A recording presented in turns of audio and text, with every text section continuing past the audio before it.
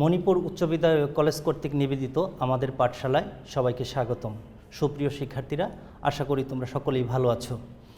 আজকে আমি তোমাদের সামনে আরও একটি ক্লাস নিয়ে উপস্থিত হয়েছি। আশা করি তোমরা মনোযোগ দিয়ে ক্লাসটি করবে।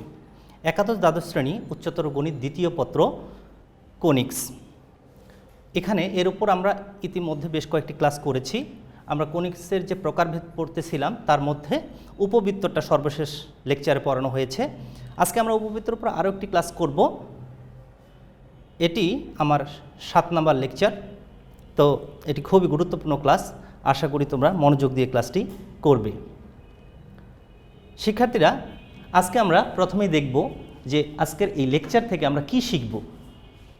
আমরা উপবৃত্তের শীর্ষবিন্দুর স্থানাঙ্ক, উপকেন্দ্রের স্থানাঙ্ক, উপকেন্দ্রিক লম্বের দৈর্ঘ্য, বৃহদাক্ষের দৈর্ঘ্য, ক্ষুদ্রাক্ষের দৈর্ঘ্য, উৎকেন্দ্রিকতা এর যে কোনো দুটি দেওয়া থাকলে উপবৃত্তের সমীকরণ নির্ণয় করতে পারব। এরপরে আমরা কিছু সূত্র নিয়ে কথা বলবো, যে সূত্রগুলো ইতিমধ্যে আমরা আলোচনা করেছি। এরপরে যেহেতু আজকের ম্যাথের মধ্যে সূত্রগুলো ব্যবহার করা হবে, সুতরাং এই সূত্রগুলো আমরা আবার একটু দেখে নিচ্ছি। প্রথমেই দেখো, দেওয়া আছে উপবৃত্তের আদর্শ সমীকরণ হলো x² + y² = 1। আমরা জানি যে এখানে এই সমীকরণ একটি, কিন্তু দুটি কেস আসবে। একটা হলো a > b, আর একটা হচ্ছে a <b এর জন্য কিছু সূত্র আমরা এখানে দেখব। প্রথমে দেখব আমরা হচ্ছে a > b এর জন্য। তো কেন্দ্রের স্থানাঙ্ক যখন a > 0 তখন হচ্ছে 0 0, এবং বৃহদাক্ষের দৈর্ঘ্য 2a, ক্ষুদ্রাক্ষের দৈর্ঘ্য 2b, ক্ষুদ্রাক্ষের দৈর্ঘ্য 2b। এরপরে শীর্ষবিন্দু স্থানাঙ্ক ±a, 0। এখন আমরা দেখব a b এর জন্য এই সূত্রগুলো কি হবে। a b এর জন্য কেন্দ্রের স্থানাঙ্ক হবে 0 0, আর বৃহদাক্ষের দৈর্ঘ্য হবে 2b, ক্ষুদ্রাক্ষের দৈর্ঘ্য হবে 2a, এবং শীর্ষবিন্দুর স্থানাঙ্ক হবে 0, ±b। যেহেতু শীর্ষবিন্দুটা এক্ষেত্রে y অক্ষের উপর থাকবে, এবং y অক্ষের উপর যেহেতু ভুজ 0, সুতরাং এখানে ভুজ 0 হবে এবং কোটি হবে ±b।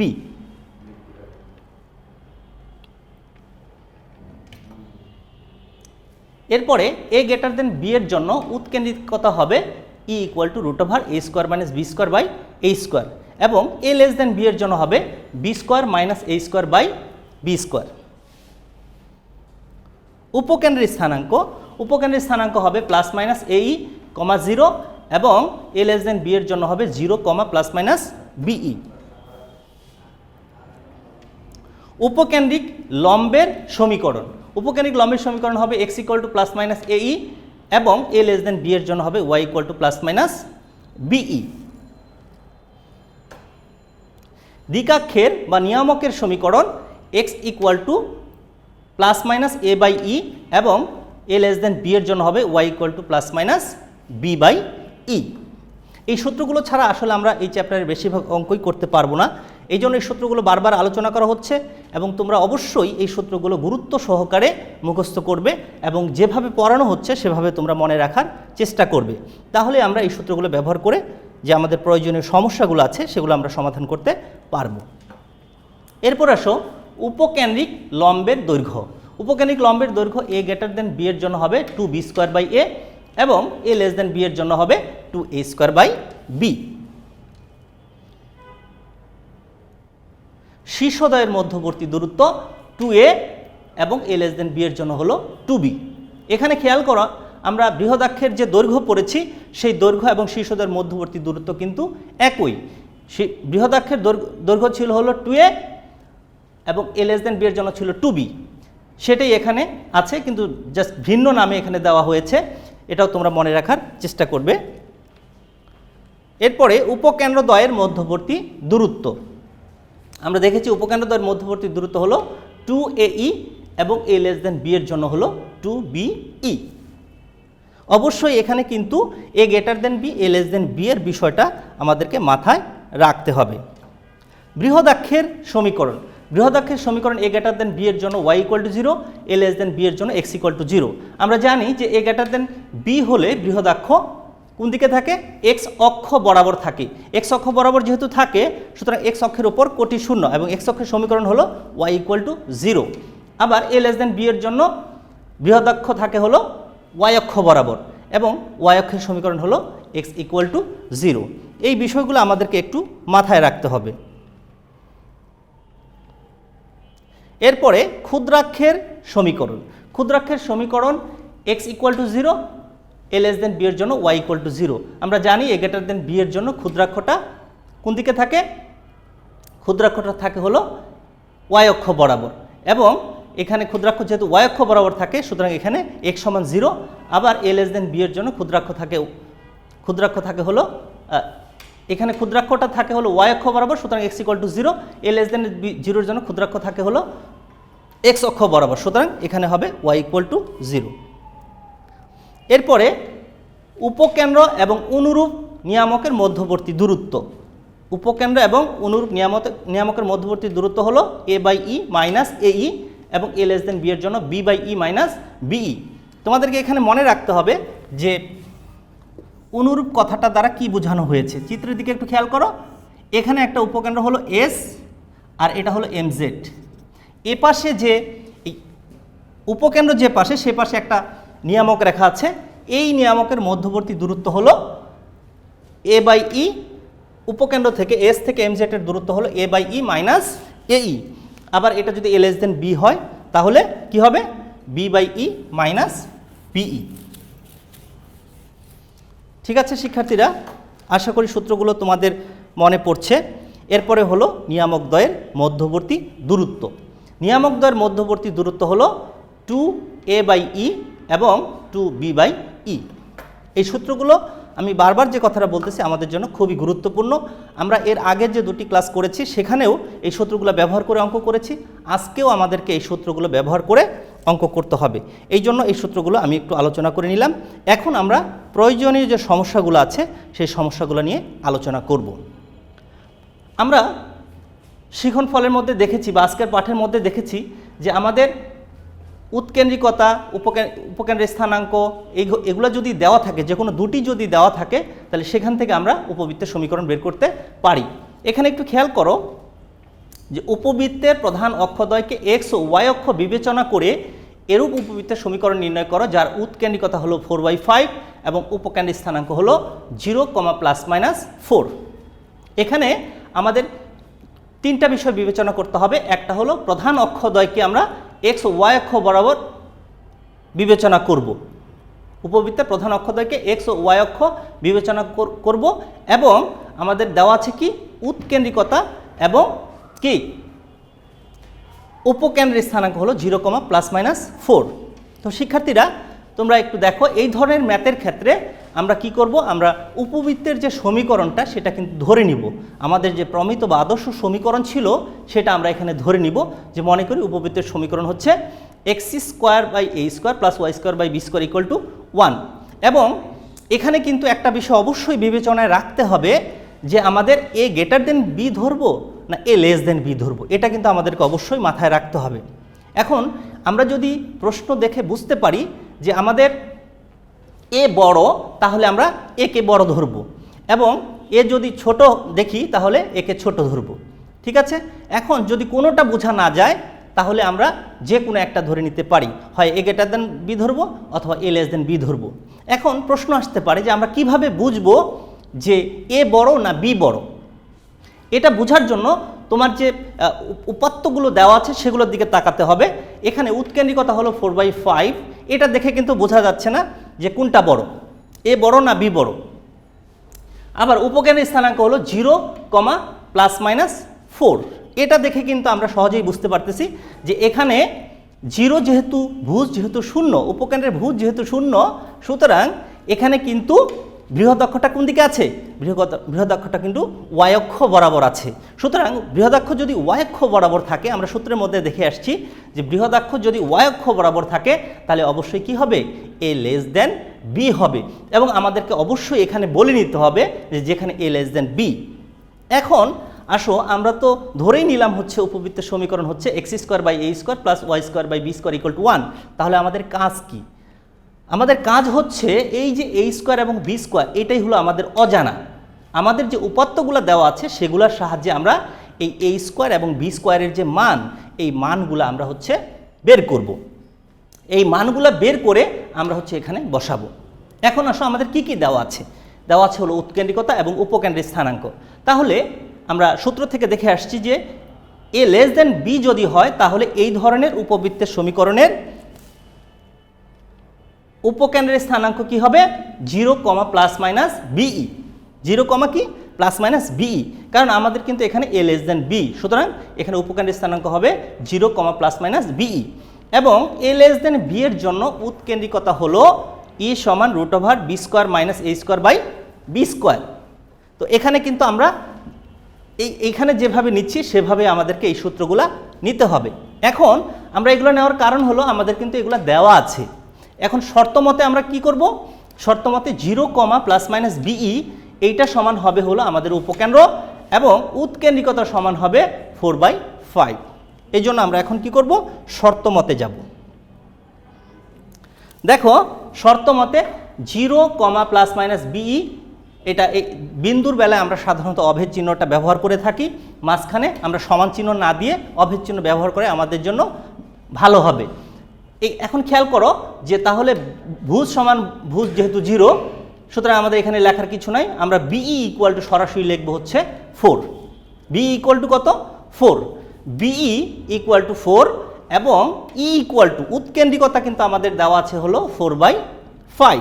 সুতরাং আমরা এখান থেকে বি এর ভ্যালুটা খুব সহজেই বের করতে পারতেছি।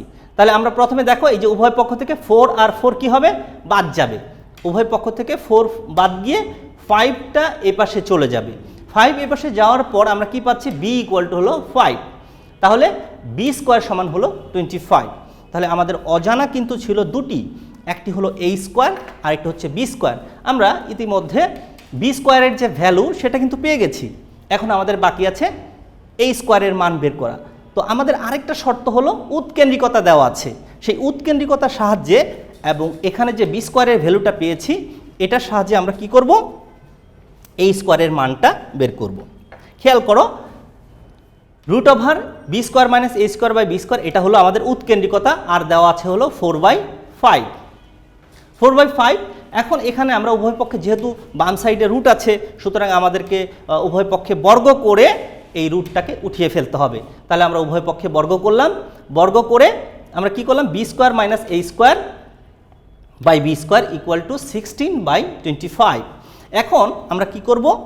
এই যে আমাদের বি স্কোয়ারের ভ্যালুটা 25, এটা বসিয়ে আমরা হচ্ছে এই স্কোয়ারের যে মান, এই মানটা বের করব।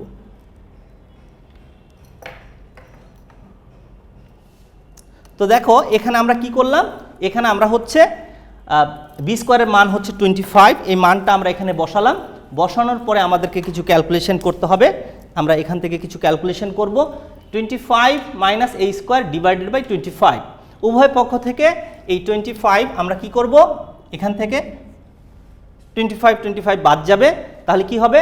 16 equal to 25 minus a square. এটা আসলে আরেকটা লাইন আমরা চাইলে এখানে লিখতে পারি, 25 minus a square equal two 16। এরপরে আমরা হচ্ছে 16টাকে এপাশে নিয়ে আসলাম এবং এই 25 মাইনাস এ স্কোয়ারটাকে এপাশে নিয়ে গেলাম। এখন এ স্কোয়ার এপাশে চলে আসবে।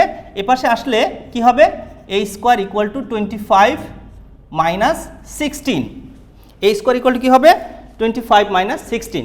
তো 25 থেকে যদি আমরা 16কে মাইনাস করে দেই তাহলে আমাদের কি আসবে? তাহলে আমাদের এই স্কোয়ারের যে ভ্যালু 25 থেকে 16 মাইনাস করলে 9। সুতরাং আমরা এখান থেকে এ স্কোয়ার ইকুয়াল টু 9 পাচ্ছি। তাহলে এখন আমাদের এ স্কোয়ার এবং বি স্কোয়ারের যে মান প্রয়োজন ছিল সমীকরণে বসানোর জন্য, সেই দুইটা মান কিন্তু আমরা পেয়ে গেছি। সুতরাং আমরা কি করব? এ স্কোয়ার ও বি স্কোয়ারের মান 1 নঙে বসাবো। বসিয়ে আমরা হচ্ছে পরাবৃত্তের যে উপবৃত্তের যে সমীকরণ আমাদেরকে বের করতে বলেছে সেই উপবৃত্তের সমীকরণ আমরা পেয়ে যাব। সুতরাং এ স্কোয়ারের পরিবর্তে বসাবো আমরা 9, ওয়াই স্কোয়ারের পরিবর্তে বসাবো হলো 25। এটি হচ্ছে আমাদের উপবৃত্তের সমীকরণ। তো শিক্ষার্থীরা আশা করি তোমরা এই ম্যাথটা বুঝতে পেরেছ। তাহলে আমাদের এই ধরনের ক্ষেত্রে আমাদের যদি উপবৃত্তের যে কোনো দুটি অংশ যদি দেওয়া থাকে, সেই ক্ষেত্রে আমাদেরকে প্রথমেই উপবৃত্তের সমীকরণটা ধরে নিতে হবে। ধরে নিয়ে আমাদেরকে দেখতে হবে যে কোনটা বড়, এ বড় হবে না বি বড় হবে, কোনটাকে আমি বড় ধরে নিব। যদি আমি বুঝতে পারি, বিশেষ করে শীর্ষবিন্দু এবং উপকেন্দ্র দেখে কিন্তু আমরা বুঝতে পারি যে আমাদের এ বড় হবে না বি বড় হবে। এই ক্ষেত্রে তোমাকে অবশ্যই চেক করে নিতে হবে। যদি কোটি শূন্য থাকে তাহলে এ বড় হবে, যদি ভুজ শূন্য থাকে তাহলে এ ছোট হবে। ঠিক আছে শিক্ষার্থীরা, এরপরে আমাদের কাজ হলো আমাদের যে উপাত্তগুলো দেওয়া আছে সেগুলোর সাহায্যে আমরা এই স্কোয়ার এবং বি স্কোয়ারের মান বের করে সমীকরণের মধ্যে বসিয়ে দিব। তাহলে আমাদের যে কাঙ্ক্ষিত উপবৃত্তের সমীকরণ সেটা আমরা পেয়ে যাব। ওকে শিক্ষার্থীরা, এবার আমরা একটি মজার ম্যাথ সলভ করব। একটু খেয়াল করো স্ক্রিনের দিকে। এখানে পৃথিবীর কক্ষপথ উপবৃত্তাকার। আমরা জানি যে প্রত্যেকটি গ্রহ উপগ্রহ সূর্যকে ফোকাসে রেখে উপবৃত্তাকার পথে ঘুরছে। তাহলে পৃথিবীর যে ঘূর্ণনের পথ সেটি হলো উপবৃত্তাকার। এর একটি উপকেন্দ্রে সূর্য অবস্থিত। উপবৃত্তের অর্ধ বৃহদাক্ষ 9.3 × 10⁷ মাইল এবং উৎকেন্দ্রিকতা হলো 1/62। তাহলে সূর্য এবং পৃথিবীর মধ্যে বৃহত্তম ও ক্ষুদ্রতম দূরত্ব নির্ণয় করো। আমরা যে অঙ্কগুলো করছি এগুলোর জন্য প্র্যাকটিক্যাল একটি ম্যাথ হচ্ছে এটি। তো আমরা আগের ম্যাথগুলো বুঝে থাকলে এই ম্যাথটা আমরা সহজে সলভ করতে পারবো। তাহলে এখানে আমাদের কয়েকটি কন্ডিশন আছে। পৃথিবীর কক্ষপথ উপবৃত্তাকার, অর্থাৎ উপবৃত্ত হবে এবং এর কেন্দ্রে হলো সূর্য, একটি উপকেন্দ্র হচ্ছে সূর্য। যেহেতু উপবৃত্তের উপকেন্দ্র হচ্ছে দুটি, সুতরাং এর মধ্যে দুটিতে দুটি সূর্য থাকতে পারবে না, একটিতে একটি সূর্য থাকবে। এই জন্য এখানে বলা হয়েছে একটি উপকেন্দ্রে সূর্য থাকবে। এবং উপবৃত্তের অর্ধ বৃহদাক্ষ, আমরা জানি যে উপবৃত্তাকার আকৃতির বৃহদাক্ষের দৈর্ঘ্য হলো 2a। তাহলে এখানে অর্ধ বৃহদাক্ষ দেওয়া আছে, সুতরাং তার মানে হচ্ছে আমাদের এর মানটা দেওয়া আছে এত মাইল, 9.3 × 10⁷ মাইল। এরপরে আমাদের এই রিলেটেড সমস্যা সমাধান করতে হলে কি দরকার? উৎকেন্দ্রিকতা দরকার। এর উৎকেন্দ্রিকতা হলো 1/62। তাহলে সূর্য এবং পৃথিবীর ক্ষুদ্রতম দূরত্ব নির্ণয় করো। তো শিক্ষার্থীরা, আমরা এই উপাত্তগুলো নিয়ে আমরা একটা চিত্র আঁকার চেষ্টা করেছি। তোমরা দেখো যে যেভাবে বলেছে আমরা মোটামুটি সেভাবে একটা চিত্র আঁকার চেষ্টা করেছি। এটা হলো ঘূর্ণনের পথ, পৃথিবীর ঘূর্ণনের পথটা হলো উপবৃত্তাকার এবং এ পয়েন্টে আছে হলো পৃথিবী এবং ফোকাস দুইটা তোমরা নিশ্চয়ই দেখতে পাচ্ছ, এস প্রাইম। এস এর মধ্যে আমাদের বলা হচ্ছে একটি উপকেন্দ্রে সূর্য থাকবে। আমরা এস এর মধ্যে যে লাল অংশটা দেখা যাচ্ছে এটাকে আমরা সূর্য বলছি এবং এ প্রাইম দুইটা শীর্ষ, এ শীর্ষে হচ্ছে আমাদের পৃথিবীটা অবস্থিত আর সি হচ্ছে এখানে কেন্দ্র, এস প্রাইমটা হচ্ছে অপর একটি উপকেন্দ্র। ওকে শিক্ষার্থীরা, তাহলে এখানে যদি আমরা এটাকে বর্ণনা দিতে চাই তাহলে কি আসবে? যে মনে করি পৃথিবীর উপবৃত্তাকার কক্ষপথের কেন্দ্র হলো সি, শীর্ষবিন্দুর স্থানাঙ্ক, শীর্ষবিন্দু দুটি এ প্রাইম এবং এস উপকেন্দ্রে সূর্য অবস্থিত। প্রশ্ন অনুযায়ী আমরা এখানে বলার চেষ্টা করেছি এবং এরপরে আমরা বলে নিয়েছি যে এ বি এবং ই যথাক্রমে উপবৃত্তাকার পৃথিবীর কক্ষপথের কি হবে? এখানে অর্ধ বৃহদাক্ষ, অর্ধ ক্ষুদ্রাক্ষ এবং উৎকেন্দ্রিকতা। তাহলে এ হচ্ছে অর্ধ বৃহদাক্ষ, বি হচ্ছে অর্ধ ক্ষুদ্রাক্ষ এবং ই হচ্ছে উৎকেন্দ্রিকতা। তাহলে এই উপাত্তগুলোর সাহায্যে আমরা একটা চিত্র এঁকেছি এবং চিত্র যখন আমরা আঁকবো আমাদেরকে অবশ্যই কি করতে হবে? অবশ্যই হচ্ছে এর বর্ণনা দিতে হবে। আমরা বর্ণনা না দিলে কিন্তু মার্কস পাওয়া যাবে না, অর্থাৎ মার্কস কাটা যাবে। সেই ক্ষেত্রে আমাদের এই চিত্র অনুযায়ী আমাদের যে বর্ণনা সেটা আমরা এখানে দিয়েছি। তো শিক্ষার্থীরা, আশা করি তোমরা এটা বুঝতে পেরেছ। এরপরে হচ্ছে আমরা আমাদের যে প্রয়োজনীয় উপাত্তগুলো দেওয়া আছে, অর্ধ বৃহদাক্ষ 9.3 × 10⁷ এবং উৎকেন্দ্রিকতা হলো 1/62। এগুলোর সাহায্যে আমরা পৃথিবীর বৃহত্তম ক্ষুদ্রতম দূরত্ব বের করব।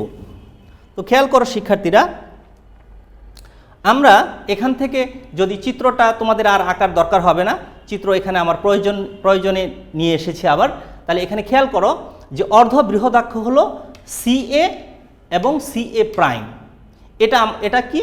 এটা আমাদের সূত্র অনুযায়ী কি সিএ এবং সিএ প্রাইম হলো এ। এটা আমরা ধরেও নিয়েছি যে অর্ধ বৃহদাক্ষ হলো এ।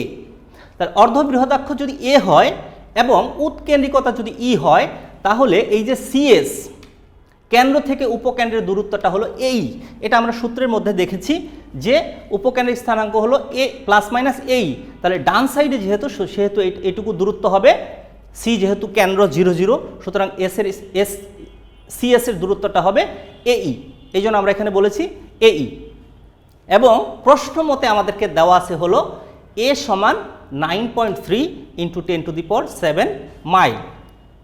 এখানে মাইল একক দেওয়া আছে, অন্য কিছু থাকতে পারে, কিলোমিটার দেওয়া থাকতে পারে, অন্য কোনো একক থাকতে পারে, সেই ক্ষেত্রে আমাদের ওই অনুযায়ী ক্যালকুলেশন করতে হবে। এরপরে উৎকেন্দ্রিকতা ই সমান হলো 1/62। ওকে শিক্ষার্থীরা, আশা করি তোমরা এই পর্যন্ত বুঝতে পেরেছ। এরপরে আসো যে আমাদের ক্ষুদ্রতম দূরত্ব বের করতে বলেছে। আমাদেরকে কি বলেছে? ক্ষুদ্রতম দূরত্ব কত হবে? তোমরা একটু খেয়াল করো এখানে যে পৃথিবী সূর্য যদি এসে থাকে তাহলে কোন পয়েন্টে থাকলে, পৃথিবী কোন পয়েন্টে থাকলে এখানে দূরত্বটা ক্ষুদ্রতম হবে। তুমি যেখানেই দাও না কেন খেয়াল করো যে আমি যে পয়েন্টে দিয়েছি এ পয়েন্টে, এই পয়েন্টে যদি থাকে তাহলে কি হবে? উপকেন্দ্র এস থেকে অর্থাৎ সূর্য থেকে পৃথিবীর দূরত্বটা কিন্তু ক্ষুদ্রতম হবে। অন্য যে কোনো পয়েন্টে তুমি দাও না কেন দেখো এস এর চাইতে সেই দূরত্বটা কি হবে? বড় হবে। সুতরাং আমাদের এখানে এস থেকে যদি সূর্য থেকে যদি পৃথিবীর ক্ষুদ্রতম দূরত্ব বের করতে চাই, পৃথিবীর অবস্থান অবশ্যই শীর্ষে থাকতে হবে, অর্থাৎ এ পয়েন্টে থাকতে হবে। তাহলে আমাদের এখানে ক্ষুদ্রতম দূরত্বটা হলো এস এ। এস এ সমান আমরা কি বলতে পারি? এস এ সমান হলো কেন্দ্র থেকে সি এ এই দূরত্ব, অর্থাৎ পৃথিবীর দূরত্ব, কেন্দ্র থেকে পৃথিবীর দূরত্ব মাইনাস কি? মাইনাস হচ্ছে কেন্দ্র থেকে উপকেন্দ্রের দূরত্ব, অর্থাৎ কেন্দ্র থেকে সূর্যের যে দূরত্বটা এটা আমাদেরকে মাইনাস করতে হবে। এখন আসো সি এ সমান কত? সি এ সমান আমরা দেখে আসছি, সি এ সমান হলো এ, আর সি এস সমান হলো এ ই। ওকে শিক্ষার্থীরা, এরপরে আমরা এখানে মানগুলা বসাবো। তাহলে সি এ সমান হলো এ আর সি এ সমান ই, এ ই। এখন আমরা এই দুইটার থেকে কি করব? এ কে কমন নিব। এ কমন নিলে কি হবে? 1 - ই। এরপরে আমাদের ই এর যে ভ্যালু 1/62 এটা দেওয়া আছে। তারপর আমরা কি করব? ই এর যে ভ্যালু 1/62 এই মানটা আমরা এখানে বসাবো। এরপরে আমরা যদি এটাকে ক্যালকুলেশন করি তাহলে আমাদের সরাসরি যে ক্যালকুলেশনটা আসবে সেটা হলো 9.15 × 10⁻⁷ মাইল। তাহলে আমাদের কিন্তু এই ম্যাথটা করার জন্য অবশ্যই চিত্রের প্রয়োজন হবে। তোমরা অন্ততপক্ষে রাফ একটা চিত্র আঁকবে, চিত্র এঁকে যে বর্ণনাগুলো যেভাবে দেওয়া হয়েছে ঠিক সেভাবে তোমরা বর্ণনাগুলা দিবে। ঠিক আছে শিক্ষার্থীরা? তাহলে আমাদের যদি উৎকেন্দ্রিকতা 1/62 হয় এবং অর্ধ বৃহদাক্ষ 9.3 × 10⁻⁷ হয় তাহলে সূর্য এবং পৃথিবীর ক্ষুদ্রতম দূরত্ব হলো 9.15 × 10⁻⁷ মাইল। ঠিক আছে শিক্ষার্থীরা? এখন আমাদের কাজ হলো যে সূর্য থেকে পৃথিবীর বৃহত্তম দূরত্ব নির্ণয় করা। এখন খেয়াল করো যে এ পয়েন্টে যদি পৃথিবী থাকে তাহলে দূরত্বটা হয় ক্ষুদ্রতম, কিন্তু বৃহত্তম দূরত্ব বের করতে হলে আমাদের পৃথিবীটা কোথায় থাকতে হবে? এ প্রাইমে থাকতে হবে। অর্থাৎ এটা অপর যে শীর্ষ আছে সেই পয়েন্টে যদি থাকে তাহলেই সূর্য থেকে পৃথিবীর দূরত্বটা বৃহত্তম হবে। তুমি একটু চিন্তা করলে বুঝতে পারবে যে অন্য যে কোনো জায়গায় যদি থাকে তাহলে দূরত্বটা কিন্তু বৃহত্তম হবে না। ঠিক আছে শিক্ষার্থীরা? এখন তাহলে আমরা সূর্য এবং পৃথিবীর বৃহত্তম দূরত্ব বের করব। সূর্য থেকে পৃথিবীর বৃহত্তম দূরত্ব বের করতে হলে এবার দেখো পৃথিবীর অবস্থানটা কিন্তু একটু চেঞ্জ হয়েছে। আমি যেটা বলেছিলাম যে ঘূর্ণন অবস্থায় যদি এ পয়েন্টে আসে তাহলেই দূরত্বটা বৃহত্তম হবে। তাহলে এখানে বৃহত্তম দূরত্ব হচ্ছে S A prime. S A prime সমান কত? এস এ প্রাইম সমান হলো সি এ প্লাস সিএস। এখানে আসলে আমি এটাকে এভাবেও লিখতে পারতাম। আমি যদি উপরে এখানে দেই সি এ প্রাইম প্লাস কত? সি এ প্রাইম প্লাস সিএস।